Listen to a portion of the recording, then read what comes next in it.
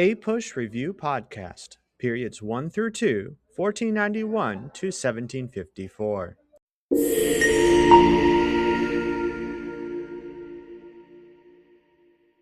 If you want to understand the whole story of APUSH, do not begin with a clean map of 13 tidy colonies hugging the Atlantic coast. Begin instead with a vast continent already full of civilizations, languages, trade routes, sacred landscapes, rivalries, political systems, and ways of life that had been developing for centuries before any European ship cut across the Atlantic horizon. The first mistake students make with early American history is to imagine emptiness. But period 1 and period 2 are really the story of collision, and collisions only matter when there is already something powerful there to be hit. Long before Columbus, peoples migrated into the Americas over thousands of years, and over that long span, they built societies shaped by geography as well as by politics. In the Southwest, Pueblo peoples adapted to arid conditions through irrigation and maize agriculture. Out on the Great Plains and in the Great Basin, groups like the Lakota developed more mobile patterns of life tied to the realities of land and resources, and later to the possibilities opened up by the horse. In the Northeast, the Iroquois developed settled communities and a confederation that reminds us Native politics could be sophisticated, durable, and regionally influential. That is one of the biggest themes of early APUSH. Geography does not sit in the background. Geography structures economy, social organization, labor, belief, conflict, and power. If you understand that early, the whole course gets easier. And Native societies were not just politically and economically distinct. Their religious ideas were often deeply connected to the natural world.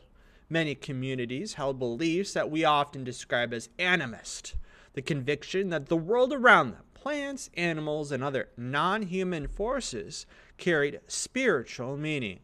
That matters because when Europeans arrived, they did not simply encounter people with different governments or different tools. They encountered people with different understandings of land itself. To many Europeans, land was increasingly something to be owned, enclosed, exploited, bought, sold, granted by monarchs, or improved for profit. To many native communities, land was bound up with kinship, subsistence, sacred obligation, and inherited use. That clash over what land meant would become one of the deepest and bloodiest fault lines in American history. Then came 1492, and with it not a single event, but the beginning of a transformation so massive that historians gave it a name big enough to hold continents inside it: the Columbian Exchange. European arrival linked the Western Hemisphere, Europe, and Africa in a new transatlantic system of movement. People moved, plants moved, animals moved, microbes moved, wealth moved, violence moved. Horses from Europe transformed life in parts of the Americas. Maize and potatoes from the Americas helped fuel population growth in Europe, and diseases like smallpox tore through native populations with catastrophic force. When APUSH asks you to think about continuity and change over time, this is the gold standard example. Some native societies adapted, some relocated, some rebuilt, but nearly all were forced to respond to an ecological and demographic shock they did not choose and could not fully control. The Europeans who crossed the Atlantic did not arrive with one motive. They came chasing what students often learn as the 3 Gs: gold, glory, and God. Wealth, status, religious mission. These motives mattered for Spain, for Portugal, and later for England, France, and the Dutch. But each empire put those motives together differently, and those differences shaped what their colonies looked like. The Spanish moved early and dramatically. Hernan Cortez, with a small Spanish force and many indigenous allies, conquered the Aztec Empire. Francisco Pizarro captured the Incan emperor and then the Incan Empire. Spain established power in regions with dense native populations and substantial existing political systems, and that shaped Spanish colonial development from the very beginning. Spanish colonization in the Americas relied on extraction, conversion, and labor control. Systems like the encomienda placed native labor under Spanish authority in exchange, supposedly, for protection and Christian instruction. In reality, the system was bound up with coercion and exploitation. Spanish colonies also developed racially mixed populations, with intermarriage and emergence of categories like mestizo. That, too, becomes an important comparative point in APUSH.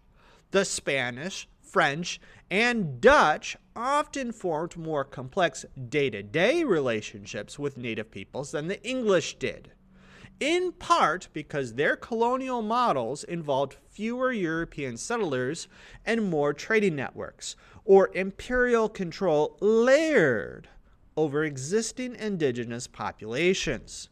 The English model, by contrast, more often revolved around settler colonization, meaning larger number of migrants who intended to stay, take land, reproduce communities, and push outward.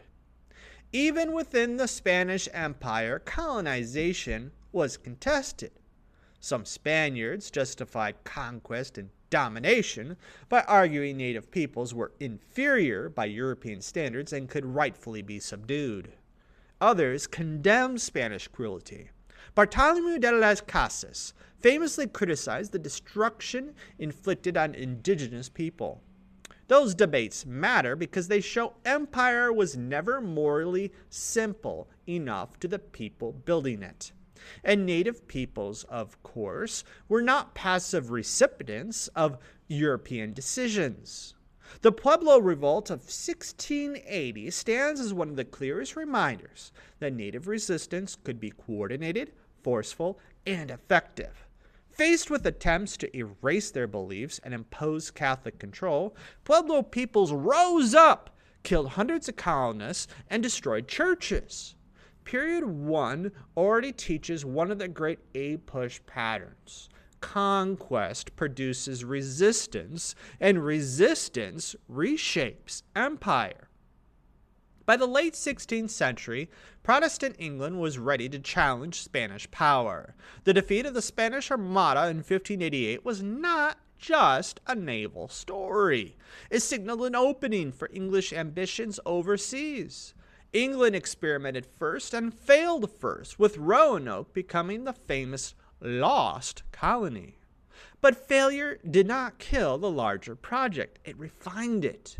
English colonization would be shaped by Protestant identity, mercantilist thinking, private investment, and internal instability at home.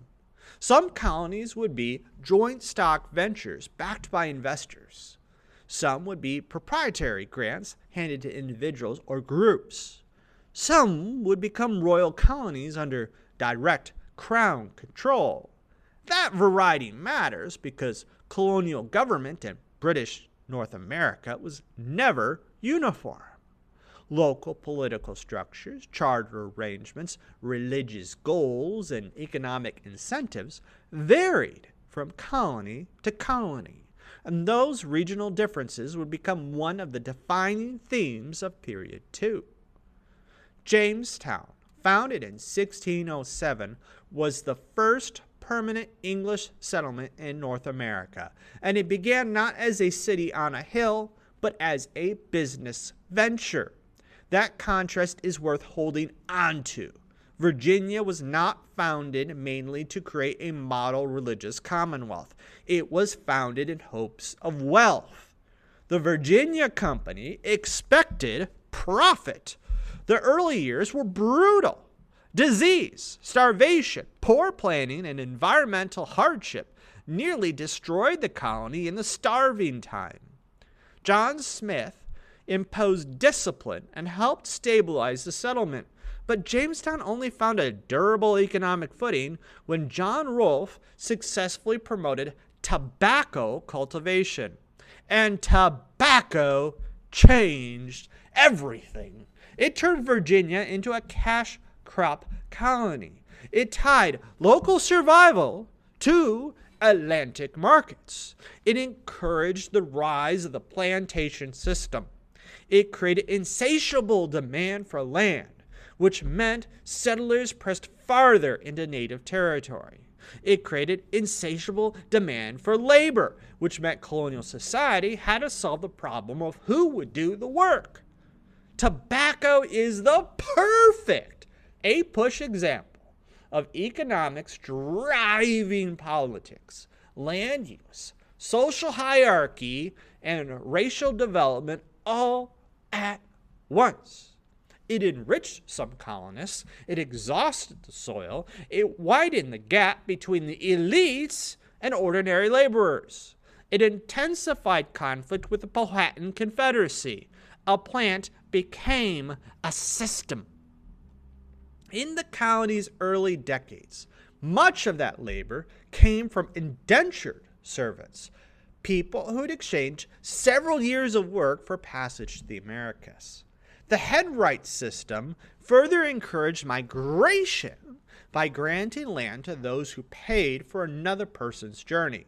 So from the start, Virginia was a place where land, labor, and political power were linked. The wealthy could accumulate more land by importing more workers.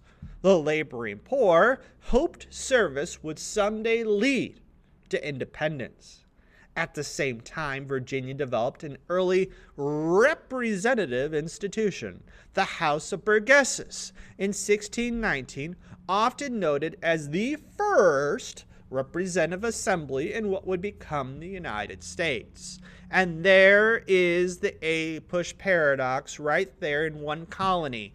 Representative government expanding for some, while labor coercion deepened for others.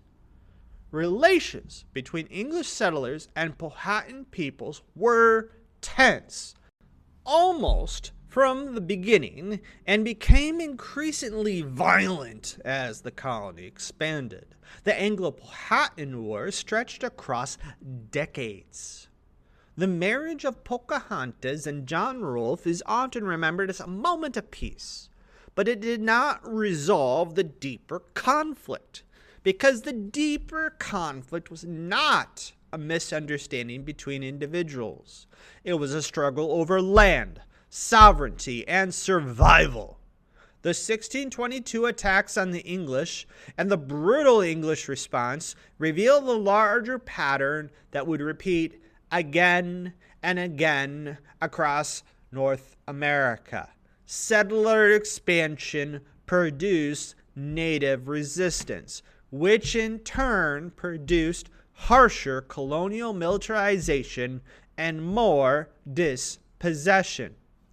By 1624, Jamestown had become a royal colony, another reminder that imperial oversight increased when private colonial management failed. But crown control did not soften the underlying pressures. If anything, as population and tobacco profits grew, demands for land and labor grew with them. This is why Bacon's rebellion in 1676 matters so much. Nathaniel Bacon and his followers were angry about lack of access to frontier land, frustrated by the dominance of the colonial elite, and furious at what they viewed as the government's failure to respond aggressively to native conflict. They attacked indigenous communities and even burned Jamestown. For APUSH purposes, Bacon's rebellion is not just one more colonial uprising. It exposes class tension between backcountry farmers and eastern elites, conflict over westward expansion, and the fragility of a labor system too dependent on resentful, indentured workers. And out of that crisis came one of the most consequential shifts in all of colonial history. The movement from a labor system that relied heavily on indentured servants toward one increasingly based on African chattel slavery. Africans had arrived in Virginia as early as 1619, but over time, especially as the supply of indentured servants became less reliable and elites feared further unrest from land-hungry laborers, slave labor came to seem more controllable, more permanent, and more profitable. That shift is foundational. It means racial slavery in English North America was not simply there at the start in finished form. It hardened over time as a response to economic demand, class instability, and imperial opportunity. If you have ever asked to explain the origins of race-based slavery in British America, this is the causal chain you want to see. Maryland developed alongside Virginia as another Chesapeake colony, but with its own distinct religious origin. Lord Baltimore envisioned it as a refuge for Catholics facing persecution in England. Yet Maryland quickly attracted many Protestants as well, and that created tension inside a colony supposedly founded for refuge. The Act of Toleration in 1649 extended protection to Christians, especially Catholics and Protestants, but not broadly to everyone. That limitation matters. Colonial toleration was often partial, strategic, and uneven. Still, Maryland reveals how religion shaped migration patterns and political arrangement in the colonies. People crossed the Atlantic not only for profit, but for protection. And once they arrived, demographics changed the original vision. Farther south, the plantation world deepened. South Carolina developed a rice-based plantation economy with a wealthy elite and a heavy reliance on enslaved African labor. The influence of Caribbean plantation society, especially the brutal sugar islands like Barbados and Jamaica, is impossible to miss here. In fact, one of the most useful ways to think about the Lower South is as an extension of the wider Atlantic plantation complex. North Carolina looked somewhat different, with smaller tobacco farmers and less concentrated wealth. Georgia began as a buffer colony against Spanish and French threats, and at first even banned slavery. But over time, it too moved towards plantation agriculture and slave labor. Regional difference is one of the biggest themes in Period 2, and the southern colonies are a perfect case study. Same empire, same coastline, very different mixtures of labor, class, and social structure. Then we pivot north, and the whole colonial atmosphere changes. New England was not born from the same priorities as the Chesapeake. Instead of profit-first settlement dominated by young men, New England was shaped by religious migration, family settlement, and communal organization. The Protestant Reformation had shaken Europe, and in England, Puritans wanted to purify the Church of England. The Pilgrims, or Separatists, wanted an even cleaner break. When they sailed in the Mayflower and landed at Plymouth, they carried with them not just people and supplies, but a vision of moral community. Before even going ashore, they drafted the Mayflower Compact, an agreement to form a basic government based on majority rule. It was limited, imperfect, and hardly democratic in the modern sense. But it mattered because it reflected the colonial habit of self-organization. That habit will echo through town meetings, colonial assemblies, congresses, and eventually revolution. Plymouth survived in part because Squanto helped the colonists navigate an environment they did not understand well enough to master alone. That fact is important because it reminds us once again that native peoples were not marginal to colonial success.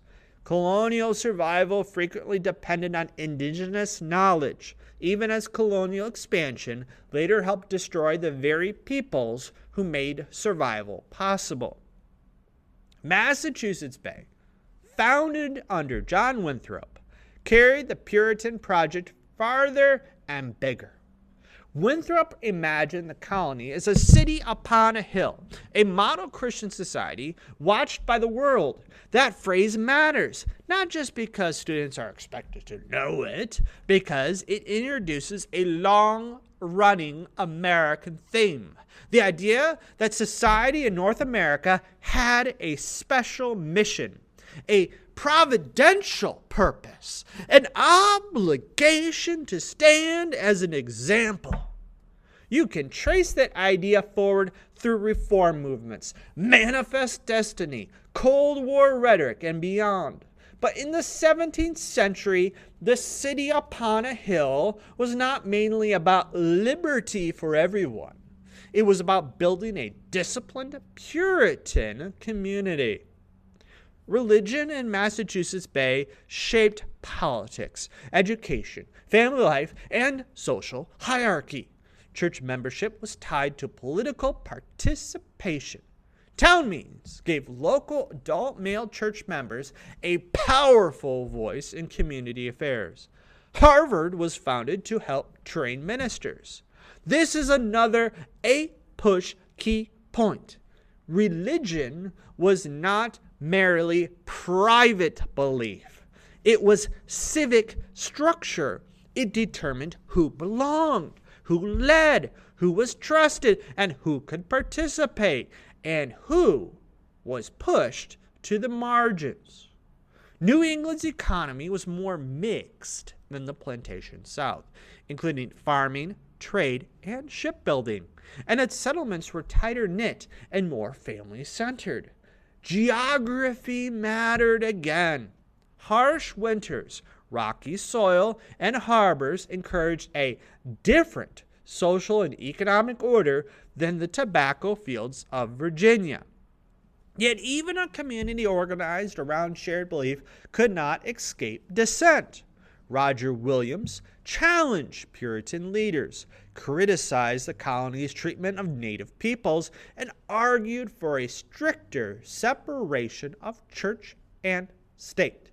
For that, he was banished and went on to found Providence in Rhode Island, which became the first colony with complete religious freedom. Anne Hutchinson likewise challenged the colony's religious leadership and gender expectations by speaking publicly against ministers. Her banishment reminds us that colonial debates over authority were also debates over who had the right to interpret truth and who had the right to speak. From the beginning, American history contains not one story of liberty expanding neatly, but multiple stories of communities claiming freedom while policing dissent. New England also developed through violent conflict with native peoples. The Pequot War in the 1630s and King Philip's War in the 1670s were not side stories. They were central to the creation of English power in the region. King Philip, or Metacom, led a desperate resistance against colonial expansion, but the war ended in devastating defeat for native forces and marked the end of major native resistance in New England. That outcome mattered enormously. It opened more land for English settlement, it deepened English confidence in their future, and it hardened the habit of defining native presence as an obstacle to be removed. The long-term consequence was not just military victory. It was a new assumption that settler expansion would continue and that indigenous loss was an acceptable price of colonial growth. Between the plantation south and religious towns of New England stood the middle colonies, and they may be the clearest evidence that British North America could never be reduced to one social model. New York began as New Amsterdam under Dutch control, before the English seized it. Pennsylvania, founded by William Penn, was envisioned as a refuge for Quakers and a holy experiment. Penn's colony became known for representative government, religious toleration, and relatively better relations with native peoples. Rights extended more broadly than in many other places, and remarkably ethnic and religious diversity. Philadelphia would grow into the largest city in the colonies. Economically, the middle colonies earned the label breadbasket because of grain production, but they also deeply engaged in trade. The middle colonies matter in APUSH because they complicate every oversimplified story.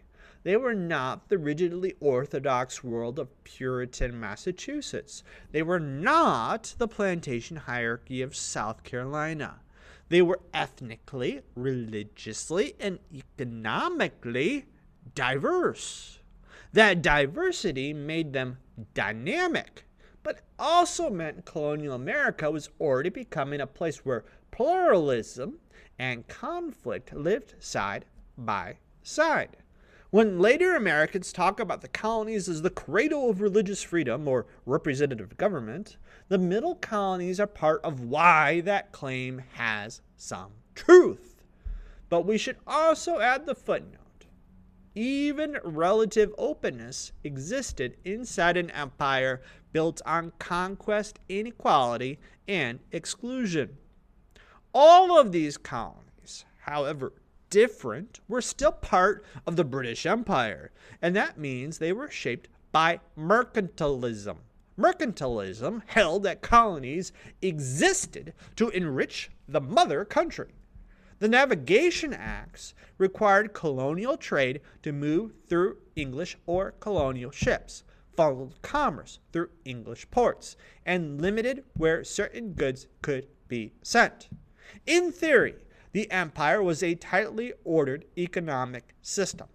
In practice, it often functioned through what historians call salutary neglect, a period of relatively loose enforcement as Britain focused on problems elsewhere. That light touch allowed colonial economies to grow, smuggling to flourish, and local political habits to deepen. This is one of the most important cause and effect relationships in all of early American history, because Britain did not always enforce strict imperial control. Colonists got used to a surprising degree of autonomy. They ran local assemblies. They handled many local taxes. They developed their own political cultures. They negotiated among themselves. So when Britain later tried to tighten control, colonists did not experience this as a normal expression of imperial authority. They experienced it as an intrusion into liberties they had come to treat as customary. Salutary neglect did not weaken imperial tension. It postponed and intensified it. Britain did occasionally try to tighten the leash before 1763. The Dominion of New England in 1686 attempted to centralize control, increase in royal authority, and enforce imperial rules more aggressively. Sir Edmund Andros became a symbol of that unpopular experiment. Colonists resented restrictions on town meetings and the firmer enforcement of trade regulations. When the Glorious Revolution overturned James II in England, colonists in North America also pushed back, and the Dominion collapsed. That episode matters because it showed colonial resistance to centralized imperial control existed well before the Stamp Act or the Boston Tea Party. The constitutional habits of the Revolution had deep roots. Colonial politics in general were moving slowly and unevenly toward wider participation, though always with severe limits. The Mayflower Compact, the House of Burgesses, elected assemblies, and town meetings all helped build a political culture in which colonists expected to have some role in governing themselves. But let us not romanticize this. Property qualifications excluded many. Women were excluded. Enslaved Africans were excluded. Native peoples were outside the settler political system. Even so, these local institutions mattered. The John Peter Zenger case in 1733, in which a jury found a printer not guilty of libel for publishing true criticisms of a royal governor, further strengthened colonial ideas about freedom of expression and political accountability. Step by step, colonists were learning how to think of power as something that ought to be challenged. At the same time, colonial society was becoming more diverse in every direction. Ethnically, the colonies included English, Scottish, Irish, German, Dutch, French, and African peoples. Religiously, they included Anglicans, Puritans, Quakers, Catholics, Baptists, and others. Economically, they included merchants, artisans, small farmers, great planters, indentured servants, and enslaved laborers. That diversity did not produce equality. It produced hierarchy, competition, and local variation. But it did mean that by the 18th century, the British colonies were not a simple extension of England. They were already becoming something more hybrid, more unruly, and more regionally divided. And nowhere is that clearer than in the development of slavery in colonial America. The transatlantic slave trade linked Africa, the Caribbean, and North America in what students often call triangular trade. The Middle Passage carried enslaved Africans across the Atlantic in horrific conditions. Once in the colonies, enslaved people did not simply disappear into an imposed system. They carried languages, skills, memories, beliefs, and cultural practices that would help create new Afro-Atlantic worlds. Slave culture in the colonies emerged as a blending of African traditions and American conditions. At the same time, colonial law hardened racial categories, turning human bondage into inheritable, permanent chattel slavery. This is one of the defining tragedies of early American development. The same Atlantic world that brought commercial growth, political experimentation, and population expansion also built an economy increasingly dependent on racial slavery. In places like South Carolina, enslaved Africans became a majority of the population. Resistance took many forms. Sometimes it was open revolt, as in the Stono Rebellion of 1739, when enslaved peoples in South Carolina tried to reach Spanish Florida, where they hoped for freedom. More often, resistance was daily and less visible. Work slowdowns, sabotage, feigned illness, flight, preservation of family bonds, and cultural survival. APUSH loves to ask about agency. And enslaved people had agency, but never confuse agency with freedom. Their resistance mattered precisely because the system pressing down on them was so violent. Religion in the colonies also changed over time. In New England, the intense Puritan zeal of the founding generation began to cool. The Halfway Covenant of 1662 tried to preserve church influence by allowing partial membership for those who lacked a full conversion experience. That tells you something important. Even highly religious societies have to adapt when the second and third generations do not feel exactly what the founders felt. Meanwhile, some colonies tolerated broader religious diversity than Massachusetts ever did. Rhode Island offered complete religious freedom. Pennsylvania welcomed Quakers and others.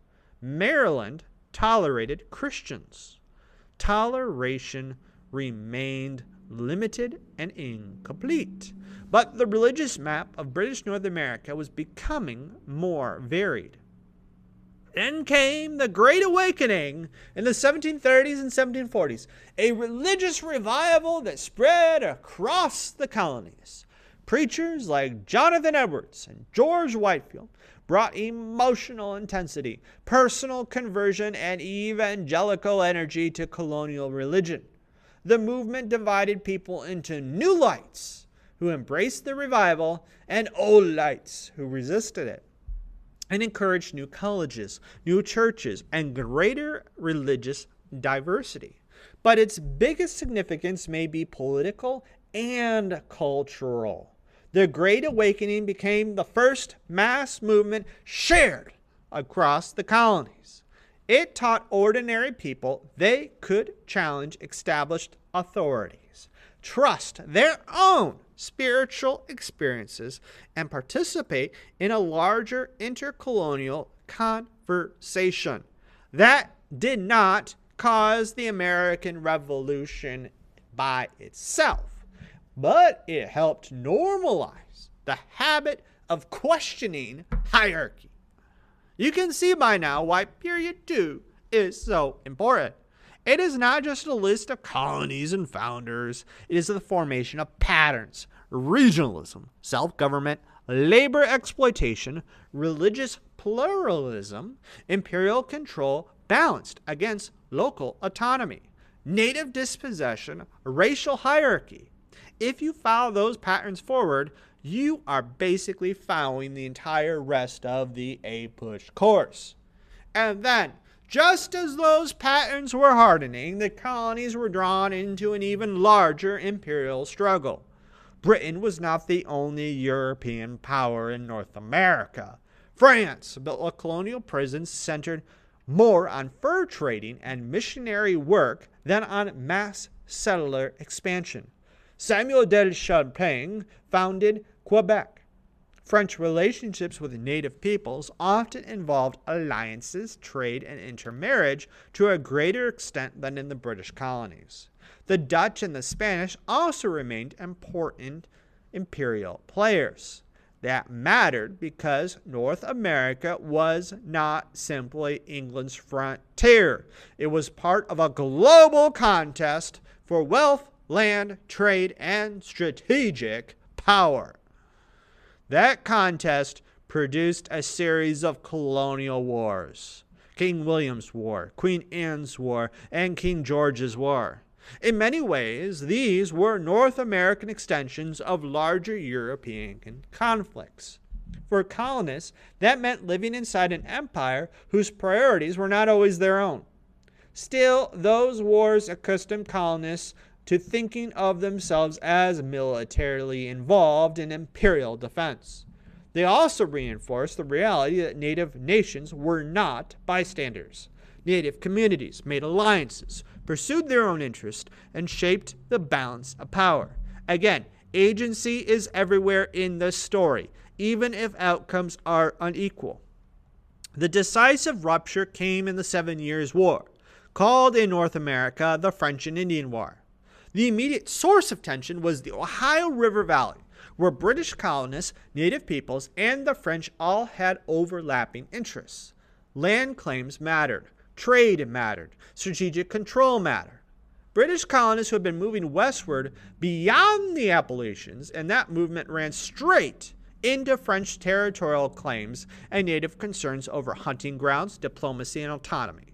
George Washington's early military clash with French forces helped spark the conflict, but the war that followed was global. North America was one theater in a larger struggle. In 1754, representatives from 7 colonies met in Albany, partly to coordinate defense and partly to persuade the Iroquois to side with Britain. Benjamin Franklin proposed the Albany Plan of Union to coordinate troops and taxation, but the plan was rejected. That rejection matters for 2 reasons. First, it shows colonial cooperation had real limits. The colonies did not naturally behave like a future United States waiting to be born. Second, The very attempt to coordinate set a precedent for later intercolonial meetings. In APUSH, failed beginnings often matter as much as successful outcomes. Britain ultimately won the war. The Treaty of Paris in 1763 drove France out of mainland North America and transferred Florida from Spain to Britain. For the colonists, victory was exhilarating. It gave them military experience. It removed France as a major external threat on the continent. It seemed to open vast western lands. But victory also transformed the imperial relationship in dangerous ways. Britain had taken on a massive debt to win the war. British officials believed the colonists should help pay for their own protection. British soldiers and colonists had not always respected each other during the war, and with France removed, colonists no longer felt the same need to cling tightly to Britain for security. That last point is huge. Before 1763, fear of French power helped hold the colonies closer to the empire. After 1763, the external threat was gone. What remained were all the unresolved tensions that had been building for decades. Colonial expectations of autonomy, land hunger on the frontier, resentment of imperial regulation, and diverging views of who was entitled to make decisions. Sometimes historians say the French and Indian War planted the seeds of the revolution. That is true, but only if we remember the soil of those seeds fell into had already been prepared by a century and a half of colonial development. Native peoples understood immediately that a British victory endangered them. Pontiac, an Ottawa leader, forged a confederation to resist British encroachment in 1763. His rebellion was both a military struggle and a diplomatic statement. Native nations were not conceding that French defeat meant British ownership of indigenous land. In response, Britain issued the Proclamation of 1763, forbidding settlement west of the Appalachian Mountains. From the British perspective, this was a practical measure that meant to stabilize the frontier and avoid costly conflict. From the colonist perspective, it felt infuriating. They believed they had fought for access to Western land, and now the empire appeared to be denying them the spoils of victory. That clash in perspective at the end of period 2 is one of the most important transitions in the course. Colonists felt they had contributed to imperial defense and deserved land and respect. British officials felt the war had benefited the colonies and justified stricter imperial management. Native peoples insisted the land was theirs in the first place. 3 groups, 3 visions, 1 continent, and no easy compromise. The end of one war created the conditions for the next political crisis. This is classic APUSH causation. There is another comparison here that APUSH loves because it explains so much later development. Not all European empires related to native peoples in the same way, because not all European empires wanted the same thing from North America. The French generally sent fewer settlers and built wider trading networks, especially in the fur trade. That often pushed them towards alliances with native nations. The Spanish built missions and extracted labor, and ruled over large indigenous populations in places they claimed. The Dutch emphasized commerce. The British, especially in the mainland colonies, sent growing numbers of settlers who wanted farms, towns, assemblies, churches, and inherited property. In other words, English colonization tended to be more demographic. It put more people on the land. And once colonization became a project of permanent settlement, conflict over land becomes more relentless. This is why English colonization so often produced displacement rather than coexistence. Different imperial models created different kinds of pressure. It also helps explain why the British colonies developed such a strong sense of internal permanence. These were not just outposts. They were societies reproducing themselves. Families mattered enormously, especially in New England, where male and female settlers, higher birth rates, and more stable communities created a social world centered on households, churches, schools, and towns. Compare that with the early Chesapeake, where the population was more male, life expectancy was lower, and social order was rougher and more unstable. That difference shaped everything from gender relations to inheritance patterns to local politics. New England had tighter communal oversight and more literate family-centered development. The Chesapeake had looser settlement, harsher labor demands, and greater inequality tied to plantation agriculture. Same empire, very different lived experience. And because family structure differed, the position of women differed too. Even though women were subordinate in every colony, in New England women lived within a highly patriarchal order, but they were also embedded in more stable family and church communities. In the plantation South, life was often harsher, lonelier, and more precarious, especially in the early decades. In the middle colonies, especially in places like Pennsylvania, women at times found somewhat broader social and economic space than in the rigid Puritan settings. Still, nowhere in colonial British America do we see equality. What we see instead is that gender, like race and class, was shaped by region. That is why APUSH keeps returning to regional comparison. A single national story does not really exist yet. There are colonial stories, and they are increasingly diverging from one another. The same thing is true of class. Colonial America often gets remembered as a land of opportunity, and compared with much of Europe, there was more social mobility for some free settlers. Land was more available. Wages could be higher. Colonial assemblies existed, but opportunity was not evenly distributed. Wealth and power clustered. In the South, a planter elite dominated the House of Burgesses and regional politics. In cities, merchants and large property holders exercised outsized influence. In backcountry areas, poorer settlers often felt overlooked, unprotected, and politically weak. Bacon's rebellion exposed that. So did the constant tension between coastal elites and inland farmers. From the colonial period onward, American society was marked by recurring contradiction. It celebrated opportunity while generating hierarchy. And that contradiction becomes even sharper when you notice one of the most haunting coincidences in early Virginia. In 1619, the colony saw the emergence of the House of Burgesses, an early representative assembly, and the arrival of the first Africans. Freedom and unfreedom expanding side by side. Political participation for some, coerced labor for others. That pairing is not an accident and is not a minor detail.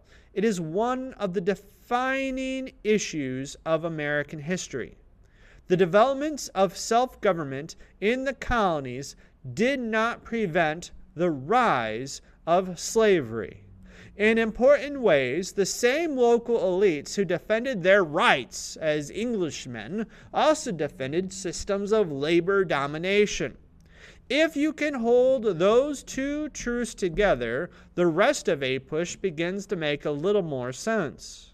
And that is also why the transition to slavery after Bacon's rebellion matters beyond economics. It did not just solve a labor shortage. It helped stabilize elite rule by widening the distance between poor whites and enslaved blacks. Race became a tool of social control. A planter class that feared disorder could offer more landless whites one crucial psychological and legal advantage. They were not enslaved. Over time, colonial law made slavery harsher, more hereditary, and more explicitly racial. This was not just prejudice floating in the air. It was policy. It was labor management. It was class strategy. And because it was written into law and daily life, it would outlast the colonial period by centuries. The South Carolina case shows that with particular force. There, the plantation world did not merely borrow from the Caribbean. It was deeply shaped by it. Rice cultivation, strict slave codes, and a wealthy aristocratic elite made the Low Country one of the most unequal places in British North America. In demographic terms, enslaved Africans formed an enormous share of the population. In cultural terms, that meant African knowledge, especially agricultural knowledge, mattered to the functioning of that colony, even as the system denied enslaved people recognition and freedom. The middle colonies, meanwhile, remind us that diversity itself can become a historical force. When you bring together Dutch merchants, English settlers, German migrants, Scots-Irish families, Quakers, Anglicans, Lutherans, Reformed Christians, Jews, free laborers, indentured servants, enslaved people, farmers, and traders, you create a society that is harder to define and harder to control. Diversity can encourage toleration, but it can also sharpen competition. It creates negotiation. It creates flexibility. It creates friction. Philadelphia's rise matters for that reason. A large city in colonial America was not just an economic center, it was proof that British North America was becoming increasingly complex and increasingly connected to the wider Atlantic world. And while we are on complexity, it is worth pausing over the Salem witch trials. Students often remember Salem as a bizarre burst of superstition, and it certainly was that. But it also reflected deeper anxiety within New England society. A colony once organized around a strong religious purpose was changing. Commerce was expanding. Generations were shifting. Old certainties were weakening. Fear and accusation flourished in that atmosphere. The trials therefore matter, not because witchcraft was real, but because social stress was real. Salem is what happens when a society founded on intense religious unity begins to feel that unity slipping away. That kind of internal strain matters historically. Communities do not fall apart only from external threats. They also change from within. The Great Awakening widened that internal change. Revivalists told ordinary people that spiritual authority did not belong only to established ministers and inherited institutions. Conversion could be direct. Faith could be emotional. Truth could be felt. For some listeners, that was liberating. For established elites, it could be alarming. A farmer, an artisan, a woman in the congregation, an ordinary laborer could now claim intense religious experience without asking permission from the old authorities first. That matters because once people got used to challenging authority in one area of life, religion, they are often more ready to challenge it elsewhere. Their Great Awakening did not create democracy, but it encouraged habits of mind that made hierarchy look less sacred and less untouchable. Just as important, the revivals crossed colonial boundaries. George Whitefield drew crowds from colony to colony. Printed sermons circulated widely. People in different regions began responding to some of the same voices and some of the same controversies. The colony still did not behave as a unified nation. The rejected Albany Plan proves that quite clearly. But the experience of shared movements, shared reading, and shared debate mattered. So when later imperial crises arrived, colonists already had some practice thinking beyond local village or colony lines. Shared outrage in the 1760s and 1770s did not emerge from nowhere. Earlier forms of shared religious and political conversation had helped make that possible. The same can be said for the growth of print culture and politics. The Zanger case was significant not only because it advanced freedom of press, but because it reflected a colonial public increasingly interested in political argument. Newspapers, pamphlets, sermons, and public disputes helped create the habit of opinion. Colonists were not just subjects obeying orders from across the Atlantic.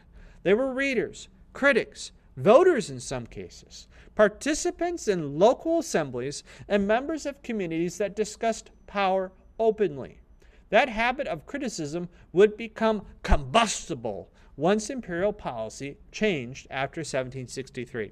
And really, 1763 is the hinge. If you were building a mental timeline for APUSH, treat that date with the same seriousness that you would treat 1776, 1787, 1820, or 1865.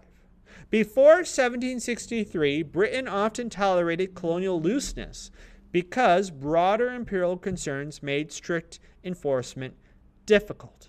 Before 1763, France remained a meaningful external threat. Before 1763, many colonists could imagine themselves both proud colonists and loyal members of the British Empire without feeling much contradiction. After 1763, that balance starts to collapse. Britain wants revenue. Colonists want land. Native peoples refuse erasure. Imperial officials assume greater control. Colonists begin to ask whether the liberties they thought they possessed are actually secure. The French and Indian War sharpened colonial identity in subtle ways even before outright resistance to Britain emerged. Colonists fought alongside British regulars and came away with mixed feelings. They gained military experience, but they also saw British officials looking down on them. They celebrated victory, but they also realized that imperial decisions could ignore colonial expectations. They wanted Western lands, but the proclamation of 1763 blocked expansion. In other words, the war created the emotional ingredients of future conflict: pride, expectation, resentment, and distrust. The British government, from its own perspective, was not behaving irrationally. They had debts to pay. It had a vast new empire to manage. It had frontier violence to contain after Pontiac's rebellion. It did not want endless, costly wars caused by colonists rushing onto Native American lands beyond imperial control. If you can explain the British side clearly, you will always write stronger APUSH essays, because historical thinking is not just about stating who was angry. It was about understanding why different groups thought their position made sense. And that is exactly what made the post-1763 crises so dangerous. All sides believed their grievances were legitimate. Pontiac's rebellion is especially useful because it forces us to reject a colonist versus Britain framework that leaves native peoples off stage. Native resistance was not background noise to imperial policymaking. It helped produce imperial policy. The proclamation of 1763 was, in part, a British response to native military power. That means native nations were still shaping the future of North America even after France's defeat. The tragedy, of course, is that colonists interpreted that policy not as evidence of native power or native rights, but as evidence that Britain was betraying colonial interests. Once again, one conflict flowed directly into the conditions for the next. And that pattern will repeat throughout the course. Westward expansion in one period produces sectional crisis in another. A labor arrangement built for profit becomes a constitutional crisis generations later. A religious movement aimed at revival becomes a seedbed for reform. A temporary compromise over empire becomes a permanent argument over authority. Early American history is not a stack of separate chapters. It is a chain of consequences. Period 1 and period 2 are where that chain is forged. If you want to think ahead, and good APUSH students always do, You can already see the outlines of later America hiding inside these colonial centuries. The colonial assemblies and habits of self-government point forward to the Revolution and the Constitution. The imperial wars and Western land hunger point toward the Proclamation crisis, and then to continued expansion under the new republic. The shift to African chattel slavery points forward to the Cotton Kingdom, sectionalism, and the Civil War. The Great Awakening points forward to the Second Great Awakening and the Age of Reform. Regional differences between North, Middle colonies, and South point forward to every future argument over tariffs, labor, political culture, and federal power. Even the city upon a hill language points forward to the recurring belief that America has a special mission in history. The foundations are already here. So by 1754, what had these two periods really built? They had built an Atlantic world in which geography shaped labor systems, and labor systems shaped class structures, and class structures hardened into racial law.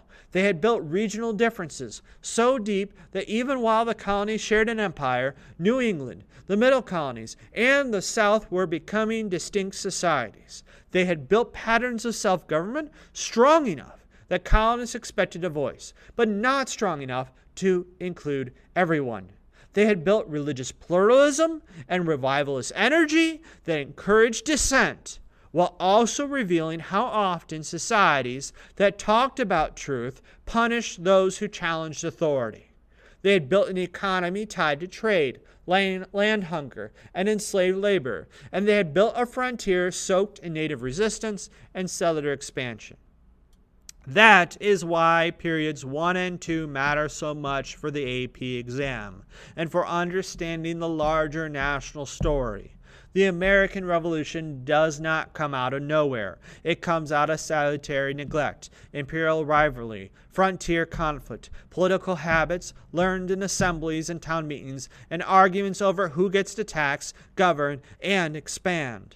The Constitution does not come out of nowhere. It grows from colonial experiences with local government and imperial crisis. Sectional conflict over slavery does not come out of nowhere. It grows from the colonial transition to racial slavery, the plantation system, and regional economic divergence. Even later debates about immigration, religion, reform, and American identity have roots here. In these early centuries, when the continent was being remade by movement, violence, exchange, and argument. And maybe the deepest thread running through all of it is the question of who belongs, who rules, and what power is for. Native nations asked it when Europeans arrived. Spanish friars and conquistadors asked it in the brutal language of empire.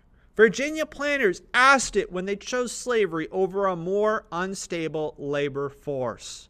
Puritan leaders asked it when dissenters like Roger Williams and Anne Hutchinson challenged orthodoxy. Enslaved Africans asked it by surviving and resisting in a world built to deny their humanity. Colonists asked it when Britain tried to reassert title control after 1763. The question keeps changing form, but it never really leaves American history. So when you study period 1 and period 2, do not reduce them to firsts and founders, compacts, charters, wars, and dates. Hear the deeper rhythm, a continent of diverse indigenous worlds, an Atlantic system that rearranges life on 3 continents, competing empires chasing profit, power, and faith, settler colonies taking root in radically different ways, labor systems growing harsher as profits deepen, religion inspiring both community and dissent, native resistance forcing imperial decisions, colonists learning self-rule inside an empire that still expects obedience. And then, at the end of 1754, the whole structure tightens. Britain wins. France falls back. Colonists celebrate. Native resistance surges. Debt rises. Land hunger intensifies. The empire tries to draw a line across the mountains. The colonies refuse to stay behind it. That is the opening chapter of American history. Not neat, not inevitable, not a simple march towards a nation. It is a struggle over land, labor, belief, power, and identity. It is the making of regions before there is a country. It is the hardening of race before there is a republic. It is the growth of political expectation before there is independence. And if you can see that clearly, if you can trace how environment shaped culture, how economics shaped labor, how labor shaped hierarchy, how empire shaped identity, and how every conflict left behind the conditions for the next one, then you are not just memorizing periods 1 and 2, you are starting to think like a historian. And once you can do that, the rest of APUSH stops looking like a pile of disconnected facts and starts to look like what it really is. One long, contested, unfinished story.